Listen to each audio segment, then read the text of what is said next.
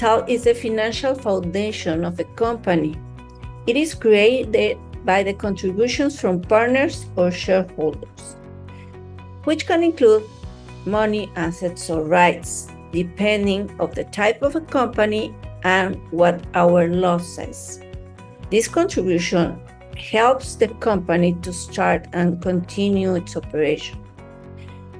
Social capital is regulated by our law of commercial social companies. Social capital is divided into two fixed and variable components. Fixed capital is the minimum amount that cannot be withdrawn, which ensures financial stability. Variable capital can be adjusted to meet changing needs, helping the company to grow and adapt. Contributions determine each partner ownership stake, voting rights, share of profits, ensuring a fair distribution of risk and benefits. Changes of social capital must be documented and registered to maintain transparency and protect stakeholders. Our general law of commercial companies does not impose the modality of variable capital to any of the companies, the type of companies that we'll be addressing in our next topics. The only one who must have a variable capital is the cooperative company.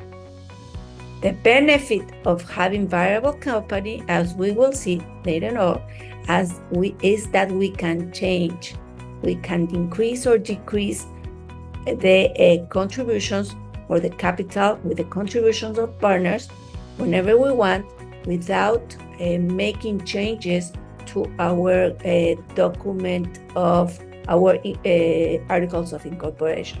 But we will address later on. Fixed capital, as I say, is the core of the financial foundation. It is the minimum amount established in the social contract, and it is integrated with the contribution of the partners. It represents the initial contribution and cannot be withdrawn, which serves as a stable financial base and guarantees that the third parties in case of death. A company may also have a variable capital account if it's stipulated in the articles of incorporation, allowing flexibility and adjusting the capital structure. Let's see an example. If a company is established with a fixed capital of 50,000 pesos, this amount remains intact and cannot be used to pay debts or any other liability. It represents the financial commitment of the parents to maintain the company's stability or credibility. To increase the fixed capital, we must change our company's bylaw, enable to grow through additional contribution to variable capital, which ensures the company maintains in financial stability while facilitating in expansion. It is very complicated to change fixed capital. That's why we have variable capital, which we are not going to change our bylaws because that type of capital allows us to make so. So the ideal thing is to have both a fixed capital and a variable capital. As I was saying, variable capital allows companies to adjust their capital without amending foundation's documents, which are going to be the bylaws. This benefits the startups or business with fluctuation in financial needs. As I said, it is regulated by the general law of commercial company, and it permits capital structure to change without the strict requirements that fixed capital companies does. The flexibility that allows variable capital enhances business continuity and efficiency. This allows to increase and decrease in social capital without altering the company's obligation or legal status. It is important to notice that Article 213 of our law requires companies that are adopting this type of capital to mention it not only in its name, but also to indicate which are going to be the limits, the amount of money that is going to be the lowest and the highest. Variable capital must be explicitly stated in articles of incorporation. Companies that adopt variable capital must include in their name the capital variable. For example, a corporation would be named Posadas de México, Sociedad Anónima de Capital Variable, indicating its variable capital status.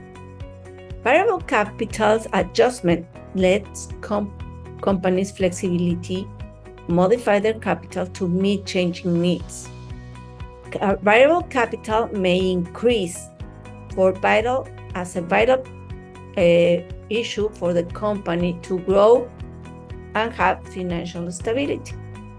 When we can increase variable capital with profit capitalization, converts accumulative profits into share, reinvesting earnings to strengthen the company, or bringing new parties with fresh capital, ideas, or knowledge by issuing new shares. When we decrease variable capital, it reduces the company share values, often due to losses, reimbursement, shareholders that will die, financial restructuring.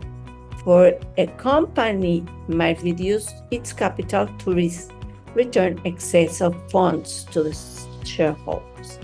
This can be done by canceling shares or reducing their nominal value, or by reimbursing contributions. To decrease or increase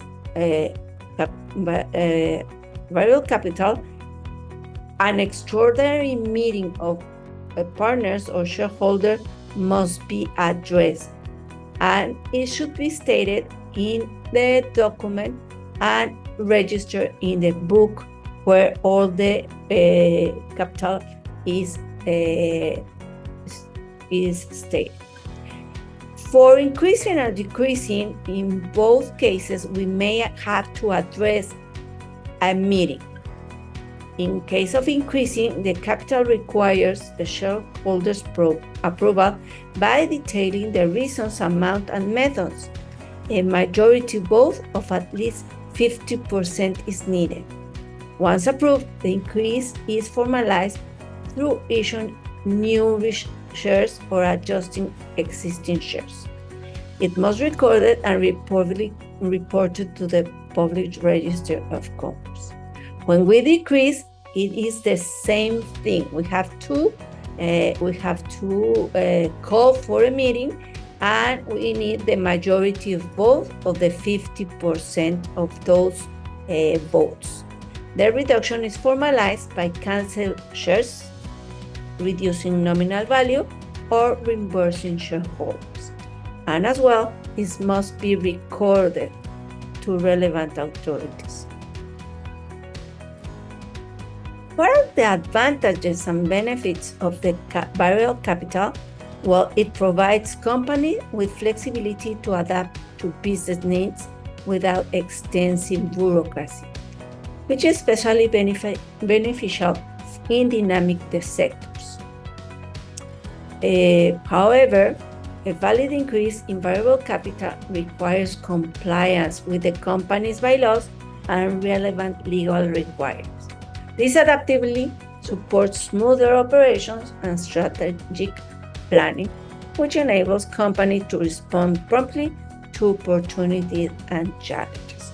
You will see that most of all corporations have adopted the variable capital, and as we saw in the name, we will see capital variable or CV for this type of company.